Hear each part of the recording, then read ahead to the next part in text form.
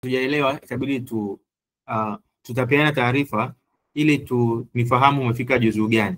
And then mwalimu atakapoanza katika wiki ya kwanza itakuwa vizuri kwake yeye sasa kujua kwamba huyu na huyu hawaendani kukaa class moja, basi huyu akae class nyingine, huyu aendelee hapa, kutokana na speed ambayo mtakuwa nayo mwanzo. Kwa hiyo tusiact kwamba mimi najua sana alafu ukawa haujui.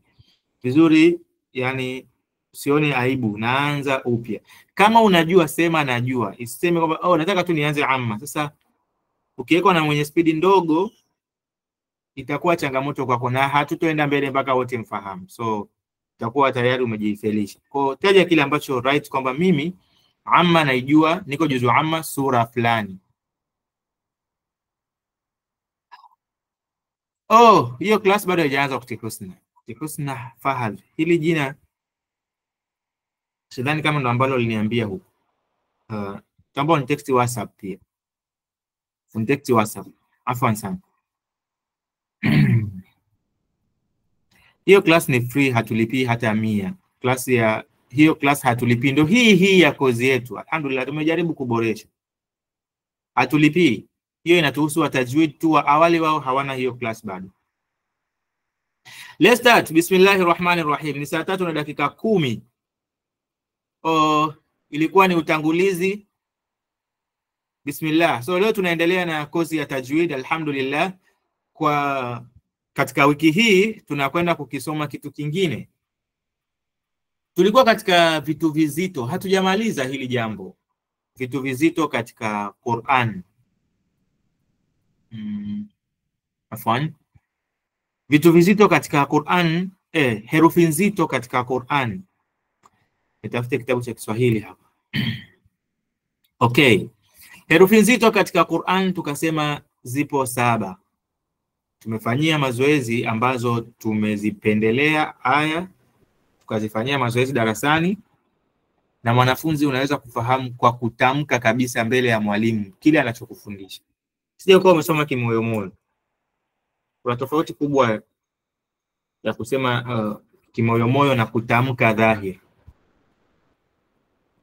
Okay, herufi nzito tutairudia tu kidogo. Tulisema ina sifa ya isti'la, zipo 7 herufi nzito katika Qur'an. Khassu, dhabtu, qaddu, herufi 7 hizo.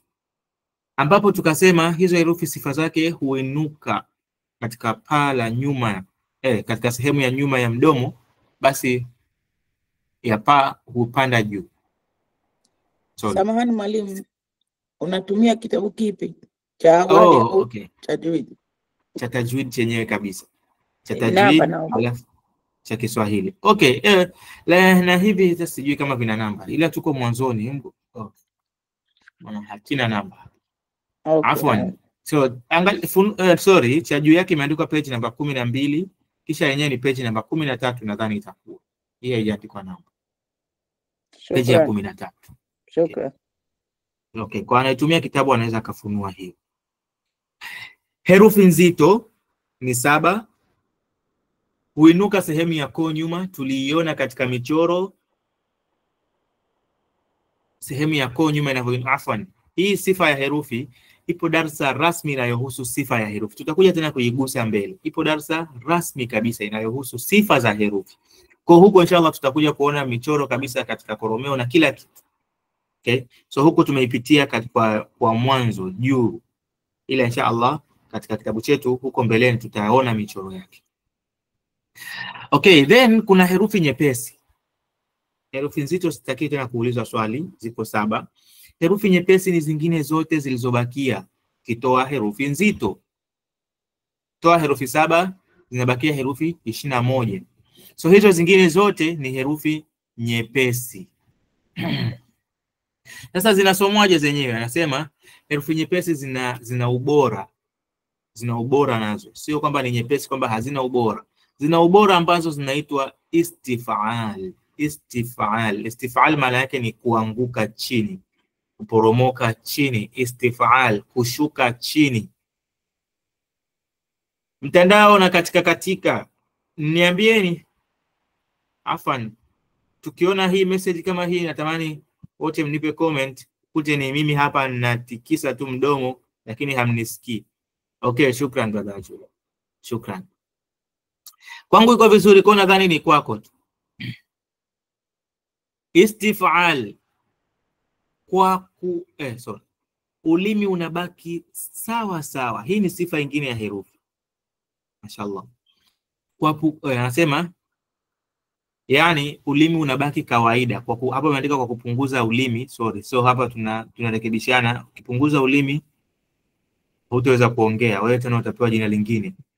Ulimi unabaki kawaida wakati wa kutamka herufi zake. Ukiwa unatamka herufi nyepesi, ulimi unakuwa umerelax, haupati tabu yoyote. Namna inavyotoka katika tumbo inapita hivyo hivyo, inatoka vizuri kabisa. Alhamdulillah, shukran. So herufi nyepesi a, ba, ta, tha, ja, ha. Ukifika kha ni herufi nzito, sio? Da, dha, ra, za, sa, sha. Mashallah, nimeuliza swali na limejibiwa vizuri. Japo kuna swali tuliulizana nyuma. Hili nisikitisha sana. Maana naona wanafunzi wangu tutafeli katika mtihani. Niliuliza ni ipi herufi isomwayo kwa qalqala? Kama utakumbuka zoezi la nyuma. Ni ipi herufi inayosomwa kwa qalqala hapa? Niliuliza hilo swali. Niambie herufi gani inasomwa kwa qalqala. Nikaweka neno yajetanibuna, yajetanibuna. Angalia swali la juu kiacha la leo nililouliza katika group. Mwalimu. Herufi hapo ni jim na ba. Wanafunzi 29 walijibu jim na ba. Yajetanibuna. Ni herufi ipi herufi inayosomwa? Hatujasema ni ipi herufi ya qalqala. Wala hata tungesema ni herufi ya qalqala. Hapo sije utaja hiyo bu, yajetanibu. Tumerudi nyuma kidogo. Hili nisahihishe maana pole. Ili nisahihishe. Nitaona hapa kama itakuwa inakata, nadhani nitaambiwa pia hapa. Lakini wengi naona iko vizuri. So ukhti Abeda, ukiona mtandao unasumbua, toka, kata, alafu unarudi tena. Okay? Hiyo inakuwa vizuri. Au update Google Meet. Wanafunzi 29 wakajibu ni jim na ba. Herufi ya qalqala katika neno yajetanibu. Kwa nini si share hapa? Tuonane kabisa namna tulivyokuwa tumepata 0 kwenye yajetanibuna. Herufi za qalqala mwalimu hapo ni jim na ba, zikatajwa hivyo, ilhal mimi nilitegemea tumeelewa kwamba qalqala ni mpaka iwe na sukuni. Kwa nadhani mimi ndo ninajua nilivyokusave hapa. Nimeshare, hii ni group kwa sababu sina nani yake, afwan. Hii ni namba ya ofisi, hata hivyo haina message za nje ya ofisi. Naruhusu jim na ba. Subhanallah, hii mashallah watu 64 wakapata vizuri. Sasa jim na ba shekhe, kwenye mfano wa yajetanibuna, yajetanibu baina dhamma, hapo hata sio herufi ya qalqala. Herufi ya qalqala sharti iwe na sukuni au iwe mwisho. Kwa sisi wote tunaojiona hapa, baada ya hao wa juu, hao wote ambao tuko hapa, kama ile swali lingekuwa limetoka kwenye mtihani hapa, ilikuwa ni maksi 10 zimeshakatwa. Na mtihani huu tuzingatie, sababu tunapokwenda kwenye mtihani huu tunakwenda kuchukua insha Allah mpaka tumalize mwaka. Insha Allah tutachukua cheti insha Allah. So hili swali la mtego tu hapa tumelikwama, wanafunzi karibia nusu ya darasa. Sisemi ni uzembe, bali ni ule umakini, masikio ya ndani sio ya nyama, hatujatumia hapa. So sio yajetanibu kwamba ba hapo nayo ni herufi ya qalqala, kwa kuwa tulisema ni herufi 7. Hili nililisema sana. Haiwezi ikawa herufi ya qalqala ikiwa katikati na irabu, ikiwa na fatha, dhamma, kasra. No, hiyo sio qalqala. Labda iwe mwishoni. Wakubwa tunachukua certificate. Bismillahirrahmanirrahim. Okay, let's go katika darasa. So hiyo nimejaribu kufidia kidogo qalqala ili ieleweke. Nadhani wengi tulilose hapa. Na nilisahau kusahihisha. Sasa herufi nyepesi tena herufi nyepesi ni zingine zote zilizobaki kutoa herufi nzito. Hiyo nimeongea tena kwa in short kwamba okay, sasa ni juu yako wewe kuzihifadhi herufi nyepesi. Sijakutajia hapo ni alif, ba, ta, tha kwa sababu umeshahifadhi herufi nzito. Sasa ni juu yako tu wewe, tena ni juu yako wewe kuzifahamu hizo herufi zingine nyepesi. Maana ukihifadhi tu herufi nzito, basi herufi nyepesi zinakaa zenyewe kichwani. Sasa katika sifa hii ya herufi nzito na herufi nyepesi iko katika sehemu nyingi, sehemu kuu 4. Hii kanuni ya herufi nzito na herufi nyepesi ina vipengele vinne. Cha kwanza herufi nzito, cha pili herufi nyepesi. And then namba 3 ameandika hapa alif yenye madda. Kama umeshahifadhi herufi nzito na herufi nyepesi, basi fahamu muda gani pia zinasomwa hizo herufi nzito na herufi nyepesi. Alif yenye madda, alif madda tukisema ni ile inavuta a, ba, ta. You see, sijasema a, ba, ta, nimevuta ba, ta. So hiyo inaitwa alif madda, alif ya kuvuta sauti. Ma, nimevuta. Hiyo alif pia anasema ubora wa alif madda kuwa nzito au nyepesi inategemea inavutwa na herufi gani. Sasa kuna muda pia hiyo madda inavutwa nzito na inavutwa nyepesi. Kivipi? Anasema ikiwa herufi ya madda, alif madda, ikiwa alif madda inavutwa na herufi nyepesi, basi madda nayo inapaswa kuwa nyepesi, itachukua sauti ya nyepesi. So ukiwa unavuta na ba au a inakuwa nyepesi, lakini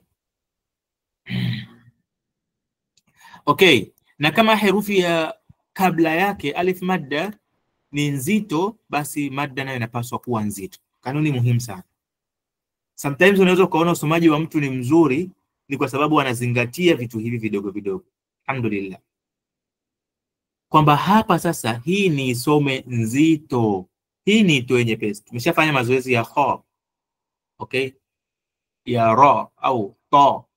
Sasa ukikutana na herufi madda, alif madda iko mbele yake, usivute ha, no, inakuwa ha. You see, sauti ina change tone hapo, inakuwa nzito.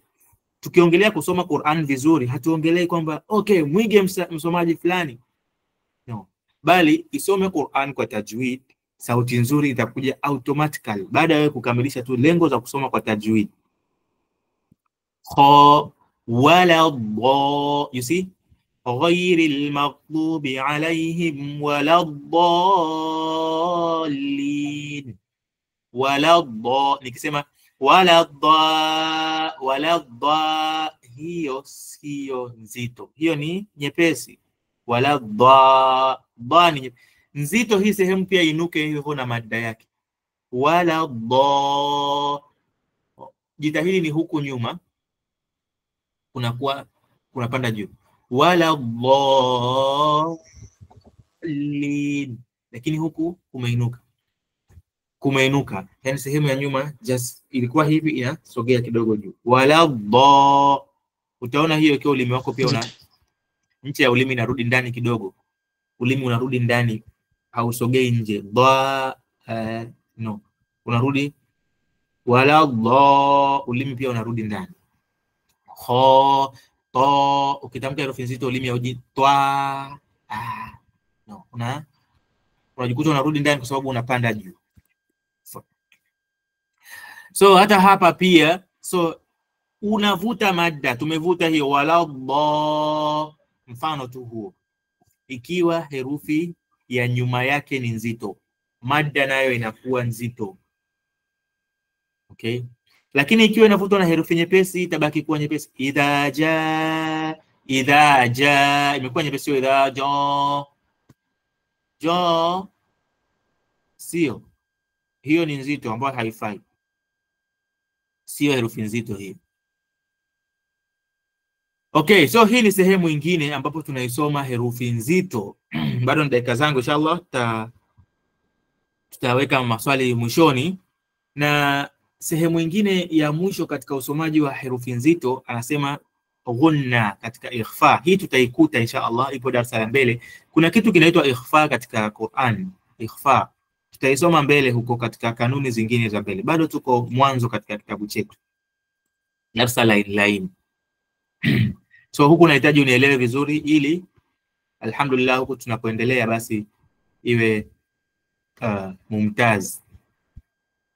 Ghunna katika ikhfa inshallah tutakuja kuzikuta mbele, lakini hizi muhimu ni hizi za nyuma. Kwanza herufi nzito 7, herufi nyepesi zinazobakia, kisha alif madda. Nikikuuliza alif madda muda gani inavutwa nzito? Inavutwa nzito ikiwa herufi inayoivuta nyuma yake ni nzito. Alif madda muda gani inavutwa nyepesi? Ikiwa herufi inayoivuta alif madda ni nyepesi. Hii ni darasa ya herufi nzito na nyepesi, bado haijaisha. Sehemu ya 5, na hii ndio sehemu bado tunajifunza herufi nzito na nyepesi, nzito na nyepesi. Ya 5 katika herufi nzito na nyepesi tumeongelea madda, ndio kisomo. Yani leo tumeongeza kitu kimoja, kwa haiwezekani tuongeza na hii hapa. Madda, alif madda muda gani inasomwa nzito, na sio madda zote kwamba ya madda. Hatujaongelea ya madda hapa, au wau madda. Tumeongelea alif madda. Alif madda. Kanuni ya 5 hii nayo ni muhimu zaidi khaswa. Hii kanuni khaswa ni muhimu zaidi kuifahamu, na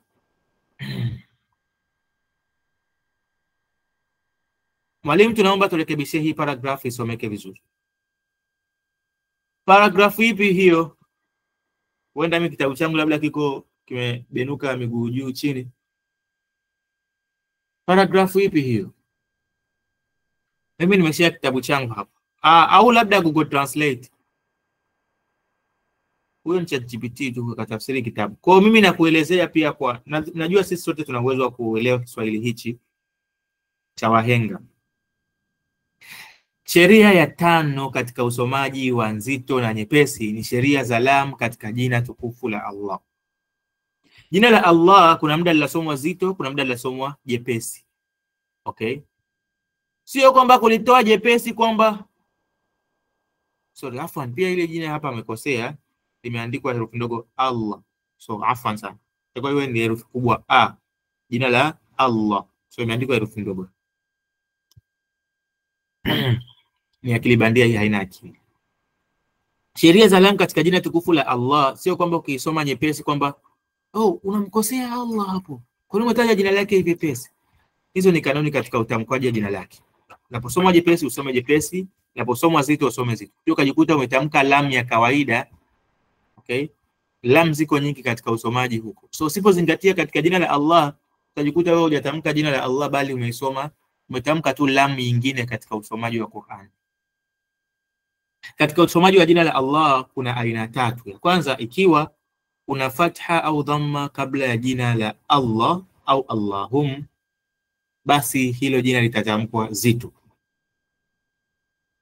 Ikiwa, narudia tena hapa, kuna fatha nisiulizwe ni nini, au dhamma kabla, tunaongelea kabla jina la Allah. Unajua linapoandikwa, umeliona jina la Allah, unachotakiwa angalia herufi nyuma yake. Ukiona herufi ya nyuma yake, herufi ya nyuma ya jina la Allah ukaona kuna fatha au dhamma, basi jina la Allah litasomwa zito. Irabu 2. Hizi irabu pia nadhani kuna mahali tumezitumia hivi. Nimesahau tu ni wapi. Bado. Subhanallah. Darasa inayofuata pia tutasoma hichi kitu. Wallahu, fatha inaendana na kitu kizito. Dhamma inaendana na kitu kizito. Wallahu, yasha Allahu. Mashallah. Yasha Allahu. You see? Haya maeneo sio katamka illa ayasha Allah. Sometimes hii tunakuta mtu anapata uzito. Kwa mwanzo sawa, jitahidi sasa usome kitajwid mpaka uweze kutamka sio Allah, itoke Allah. Tumeshafundishana herufi nzito unazingatia nini. Herufi nzito usiifosie kwamba okay, kumbe ni nzito, ukajitahidi wewe kutoa herufi nzito kwa hapa mbele. Allah, Allah, Allah. Pata tabu hapa. No, ni huku. Allah, Allah. So dhibiti huku na utaihisi herufi nzito inatoka. Sio hapa. Yasha Allah. Nyuma yake kuna irabu gani? So nyuma yake utaiona kuna fatha, yasha Allah. Au hili pia Allahumma ni jina la Allah. Subhanaka Allahumma wa bihamdika. Subhanaka Allahumma. Subhanaka Allahumma. Hii inakuwa nzito. Kwa nini inakuwa nzito? Kwa sababu tunaangalia hapa herufi ya nyuma yake. Kwa darasa tumesoma bwana, ambao unaangalia ni darasa gani ilikuwa kwenye kitabu cha awali. Unaangalia herufi ya nyuma. Ilikuwa darasa ya hamzatul wasl. Sasa tutoke kwenye hamzatul wasl. Huku tuko kwenye darasa ya herufi nzito katika jina tukufu la Allah. Ile hamzatul wasl ni kwamba wewe utasoma hii hamzatul wasl kwa namna gani, kwa kasra au kwa fatha au kwa dhamma. Lakini sasa hivi tunasoma jina la Allah. Sasa unalisoma muda gani zito na muda gani jepesi. Subhanaka Allahumma au qalu Allahumma, qalu Allahumma. Qalu tunaangalia yenye irabu. Hizi tunaziruka zote kwa sababu hazina irabu. Angalia herufi ya nyuma yake yenye irabu, ina irabu gani? Qalu Allahumma. Hizi herufi tumeziruka hapa. Mada yenyewe hatujaivuta, hii hatujaisoma, wala hii hatujaisoma, wala pia hii lam hatujaisoma. Alhamdulillah. Hapo vyote tumevimaliza hapa. Labda kwa marudio. Wao hatujavuta kwa sababu imekutana na hamzatul wasl. Hii alif haisomi kwa sababu ina cycle score juu. Hii alama inamaanisha hii herufi iruke. Ukuta tu hiyo basi unaruka. Hamzatul wasl hatujaisoma kwa sababu ipo katikati. Na hii lam hatujaisoma kwa sababu gani? Ni lam shamsiya. Qalu Allahumma. Alhamdulillah. Sasa huu usomaji unakuwa usomaji wa heavy. Usomaji mwepesi. Anasema ikiwa nyuma yake kuna kasra katika jina tukufu la Allah au Allahumma, basi utasoma nyepesi. Kasra inaendana na nyepesi. Kasra inaendana na vitu vyepesi. Fatha dhamma inaendana na vitu vizito. So mfano huu wa nyepesi utasema a'udhu billahi, billahi. You see, a'udhu billahi minash shaitani. Inakuwa nzito, ni herufi nzito. Minash shaitani rajim. Sio shaitani, twani. Hapana, kwa sababu ina alif madda. So alif madda na inakuwa nzito. Minash shaitani, unabakisha huko ulimi na hiyo madda. Minash shaitani rajim. Billahi. Lakini jina la Allah hapa tunalisoma jepesi, sio billahi. Au lillahi, lillahi mulku samaa. Ukisema tu lillahi, hili ni jina la Allah. Wewe unachotakiwa kuangalia ni hii. Kanuni hii ni rejea kichwa cha habari chake hapa ili tuelewe wote. Sheria za lam zinazotokana na jina la Allah. Hizi ni moja ya sifa za muda. Inategemea ina muda gani unaisoma hivyo. So tunasoma sheria za lam. Kinachokuwa kizito katika jina la Allah huwa ni hii lam yake. Hii lam yenye shadda hapa. Allah, ukitamka Allah ni hii lam hapa ndio umeitamka zito. Au ukitamka lillah inayokuwa nyepesi ni nini? Ni hii lam hapa. So unachotakiwa kuangalia ni herufi ya nyuma yake. So, mwalimu, hili ni neno moja, mbona lote ni jina la Allah? Sheria ni hii lam hapa, hii hapa katika hili jina la Allah. Okay? Hii jina la Allah, hii lam nyuma hapa, hii ni lam gani? Hili tukikuuliza wewe hili unatakiwa unijibu. Lillahi. Haya mfano huwa hapa. Hili ni jina la Allah hapa. Hii ni lam gani hii? Hii ni lam taarif. Okay, lam taarif. Na ni lam shamsiya. Lam taarifa alama yake ni kwamba nyuma kuna hamzatul wasl. So hii lam yenyewe kama hapa inasomwa lillahi. Ikiwa na kasra hii lam, ikiwa na kasra, hii jina la Allah linakuwa jepesi. Unaangalia herufi ya nyuma yake lillahi. So sharti kwamba mpaka niangalie neno la nyuma. Hapana. Hapo katika jina likiwa herufi moja wapo ina fatha kasra, utaisoma kutokana na kanuni hiyo, hii lam. Kwa darasa letu linahusu muda gani unaitamka hii lam, lam yenye shadda hiyo. Muda gani hiyo lam yenye shadda unaitamka nzito au nyepesi. So hapa tutaisema lillahi. Na wala sio lillah. Dinillahi. Hapa pia ni nyepesi. Kwa sababu gani nyepesi? Herufi ya nyuma yake shekhe yenye haraka. Nikikwambia tafuta herufi yenye haraka, sio tu kaangalia herufi ya nyuma yake hapa ni lam. Ni lam, si ndio? Ni lam mbona? Tunaangalia herufi yenye haraka, sio hizo, ni hii yenye haraka. Ingekuwa hapa kuna haraka hapa hata tusingekuja huku. Okay? Dini lahi. Tunaangalia herufi yenye haraka nyuma ya jina la Allah. Okay? Hizo ni kanuni za usomaji wa lam. Kanuni za usomaji wa lam katika jina tukufu la Allah. So ni lam. Nazungumza, nataka nieleweke. Ni lam. Hii lam yenye shadda inasomwaje nzito na nyepesi? Hiyo ndio inakuwaga nzito au nyepesi. Qulillahumma malikal mulk. Qulillahumma, sio qulillahumma. So nadhani hivyo utakuwa umeelewa hii kanuni. Qulillahumma. Inshallah nitaituma hii mifano katika group. Hii haya maneno vizuri kama utanitafutia mfano wewe ukafungua Qur'an and then mfano wa jina la Allah likiwa zito ni hii. Neno Allah katika Qur'an yamejaa tele, jina la Allah subhanahu wa ta'ala yamejaa tele katika Qur'an. So ukifungua una uwezo wa kupata mfano mzuri ukaisoma hiyo aya. Au ukapitia basi haya maneno ambayo sisi tutakuwa tumetu.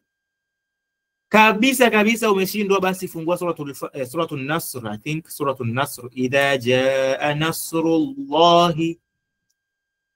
Ukaanza a'udhu billahi, lam nyepesi.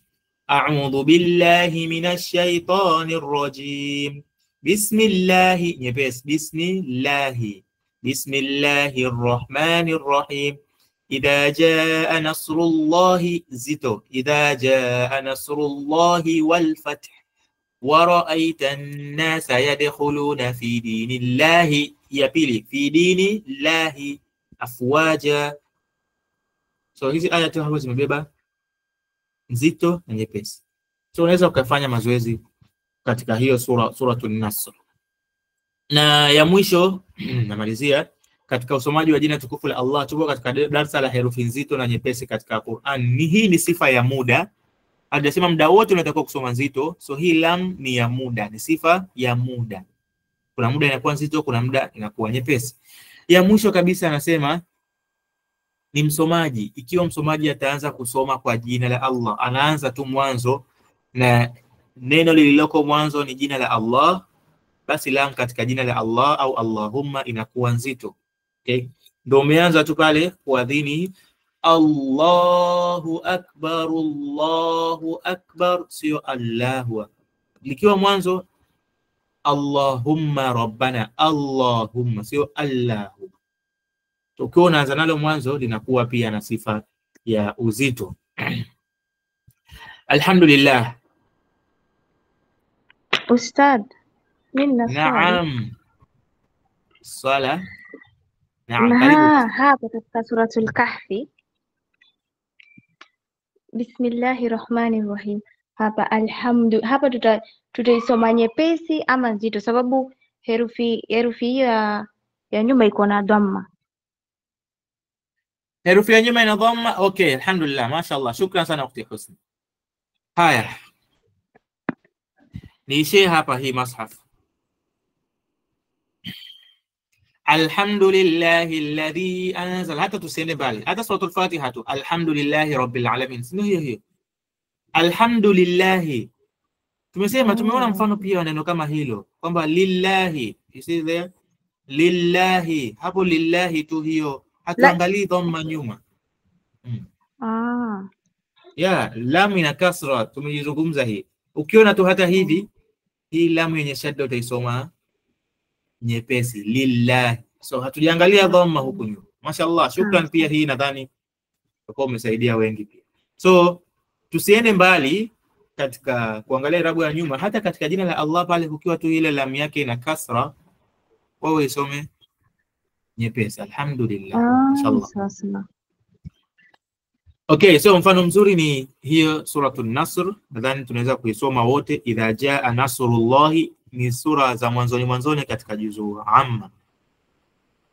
Nas, Falaq, and then Ikhlas, and then suratul Masad, alafu hiyo Nasr. Inshallah nategemea tutasoma hiyo, nitashare katika group kama mfano wangu kwenu. Kama kuna mwenye swali anaweza kauliza hapa. Assalamu alaykum wa rahmatullahi wa barakatuh mwalimu. Naam, alaykum salaam wa rahmatullahi. Naam akhi. Naam, asante. Mwalimu, leo tumejifunza vitu vingi sana.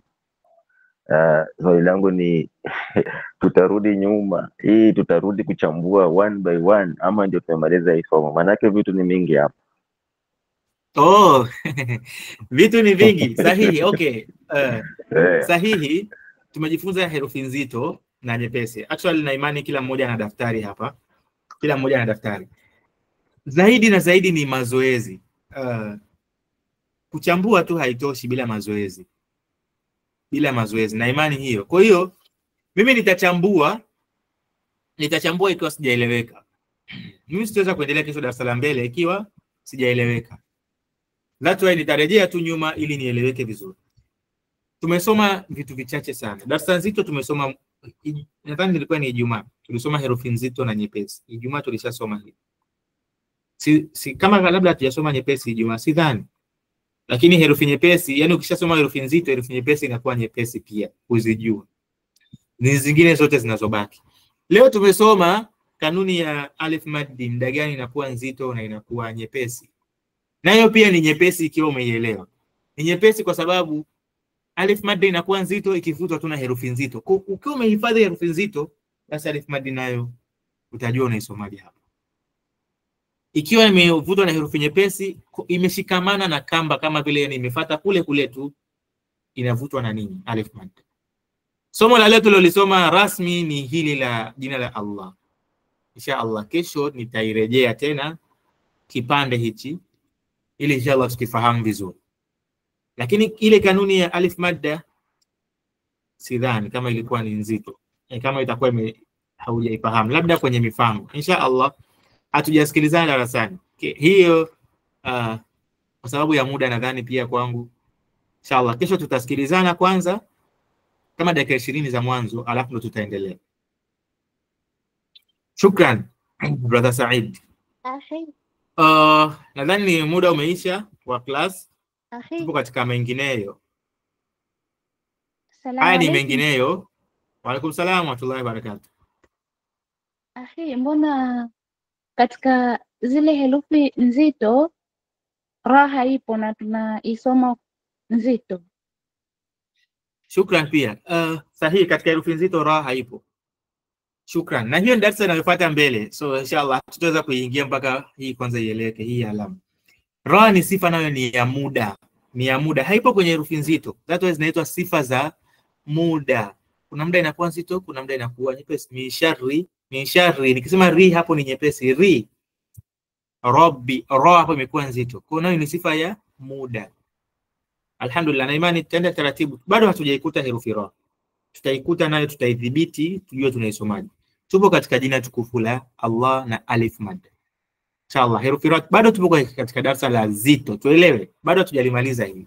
Tukilimaliza hapo, naam, so tutakosoana vizuri. Katika mengineyo, kama kuna swali kabla sijaelezea, kuna swali nimeulizwa na mwanafunzi. Hili ni swali nje ya mada kidogo, ambapo huku pia okay, tustoe recording kwa ajili ya faida kwa wote. Kama kuna swali la darasa unaruhusiwa kuuliza. Hili ni swali la nje tu ambalo liliulizwa. Mwalimu aliniuliza akasema, sasa mwalimu, vipi swali? Wanasema vipi mapambano yetu? Je, utafutaji wetu wa riziki Allah ameizungumzia namna gani tutafute riziki? Yaani kama vile okay, namna gani Allah ametutaka tutafute riziki? Ni ya halali. Moja ya aya Allah anasema, kulu mimma razaqnakum halalan tayyiba, kuleni vile nilivyowaruzuku halali na vizuri. Sometimes unaweza ukawa una in halal, unaingiza cha halali lakini kikawa sio kizuri, kikawa kina madhara kwako. Mashallah, swali zuri sana, japo ilikuwa niweze kumjibu short tu. Unaweza ukawa ndio umeingiza cha halal, actually hakuna mchicha au matembele ambayo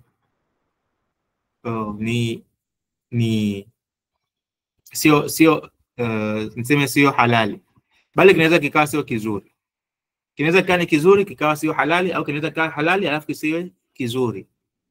Okay, moja ya aya, lakini mimi nilivyofahamu alivyouliza yeye, namna gani Allah amekumotivate wewe kutafuta riziki. Moja ya aya ambayo naipenda sana, Allah anasema waqsid fi mashika waghdud min sauti, utafutaji wako uwe ni waqsid fi mashika waghdud min sautika inna ankara al-aswati la sautul hamir. Qur'an haijaacha kitu kwamba chukua hatua ya kati na kati katika utafutaji wako. Usiwe na pupa sana ya kufanya jambo fulani, bali chukua waqsid fi mashika, kuwa na hatua ya kati na kati. Waghdud min sautik, kisha punguza sauti yako. Usipende kusema sema kabla haujafanya. Yani huu ni udhaifu mkubwa sana. Sijui hata na mimi niko nao. Yani haujafanya jambo tayari ushatangaza, watu wanalijua hilo jambo. Lakini Allah alivyofundisha, hii ni kanuni ambayo unaweza tu ukawa unaipita kwenye Qur'an na maana yake imeandikwa, lakini Qur'an ni mafumbo. Chukua hatua ya kati na kati. Okay, kwamba mimi nisitembee kwa kudunda. Ndio amezungumziwa hapa. Lakini maana ya pili ya hiyo aya, chukua hatua na kati katika mambo yako ya biashara zako. Subhanallah, network. Afwan sana, nadhani ile nitoa network. Ila pia nitakuwa nimelifafanua swali lake vizuri. Nilisema maswali niyo naulizwa katika WhatsApp, alafu mimi nitakuwa na represent hapa siku na siku. Waghdud min sautik, kisha punguza sauti yako, usiliseme jambo mpaka Allah kubarik ndani yake. Inna ankara al-aswati la sautul hamir. Allah mfano amepilia mfano wa mtu ambaye anaropoka jambo, akasema ni sawa na sauti ya punda. Sauti inayochukiza ni sauti ya punda, sababu yeye hana siri. Akitaka kubweka hapo, kila mtu anajua punda yule. Okay, so hii kanuni unaweza kuitumia katika biashara zako. Ni motivation kubwa sana. Okay, nifanyaje vitu vyangu? Kati na kati, mwendo mdogo, sio uwekeze hela yote nataka jambo likue hapo. Chukua hatua ya kati na kati. Leo nimefanya hichi, kesho niongeze kidogo tu katika hili jambo langu. Kwa sababu Allah anaeleza anampenda mtu ambaye anapofanya jambo analifanya kidogo kidogo. Ni hadithi ya mtume hii. Analifanya kidogo kidogo. Hata katika Qur'an, katika kusoma Qur'an, sio nataka nimalize masafu nzima yani leo. Watu kesho tena hasa hautosoma kesho, umeshachoka. Lakini leo umesoma nusu juzu, kesho kesho sasa nitasoma sura fulani tena. Hapo inakuwa ni jambo endelevu. Allah anampenda mtu huyu. Tusimamie leo hapa. Subhana rabbika rabbil izzati amma yasifun wa salamun ala al-mursalin walhamdulillahi rabbil alamin. Kama kutakuwa kuna maswali pia mengine ya nje ya mada, haya tutakuwa tunazungumzia dakika za mwishoni mwa kipindi.